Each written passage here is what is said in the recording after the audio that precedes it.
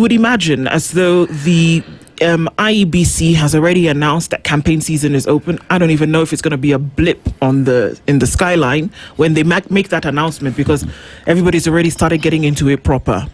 Having said that, the will of the people, for the longest time, seems to have been something that is put to the side. The last election that Kenyans participated in was one of an economic nature.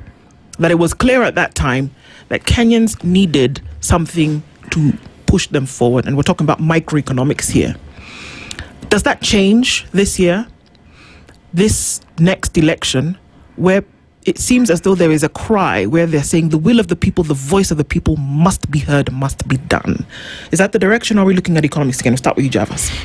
Well, elections is always about the people. And I'm seated here with a great kindred of mine, a great friend for years, Honorable Bagoyo, a political nomad, actually. A man who's belonged to 3 political parties, think KANU, Jubilee, UDA, and now warming up to join DCPI from the way he's been characterizing his politics. Kajiado North are inherently nomadic in nature, so that's true. Yeah. So I thought. Yeah. You don't need to praise them. Yeah, and I would say that given that elections are about the people, what is central to the people is their way of living and what makes their life worth. Yeah. And that's the economy. I remember in the 1992 elections in the US, it's Bill Clinton who quipped that it's the economy, stupid. And if we look at it that way, 2022 was actually about the economy. I can promise anything in my clan that even 2027 and nearly beyond as well will be about the economy. And it is about the cost of living. It is going to be about agriculture. It's going to be about the spending power of the people.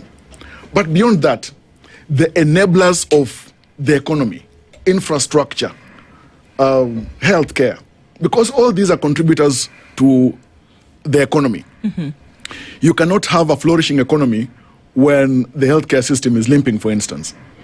And that's why, for example, we've seen under President William Ruto, the critical efforts to make sure that there is health reform in place, health infrastructure, to ensure that universal healthcare is achieved, at least progressively, because even when you look at the Sustainable Development Goals, universal healthcare is a critical component.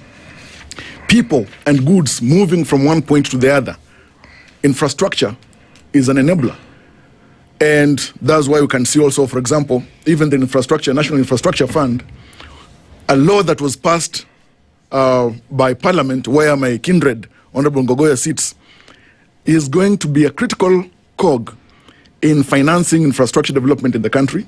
And just as we've just celebrated the 63rd anniversary of the Madaraka Day, we've seen how, beyond the enumeration by His Excellency the President, various infrastructure projects that actually have materialized by way of visionary leadership, focused leadership, moving from the various administrations. 5 Kenyans have now taken oath of office as president and presided over the affairs of this nation as president. And with each epoch, we have seen the vision of each presidency, their determination, their focus, and trying to lift the people economically to the next level. Ngogoyo,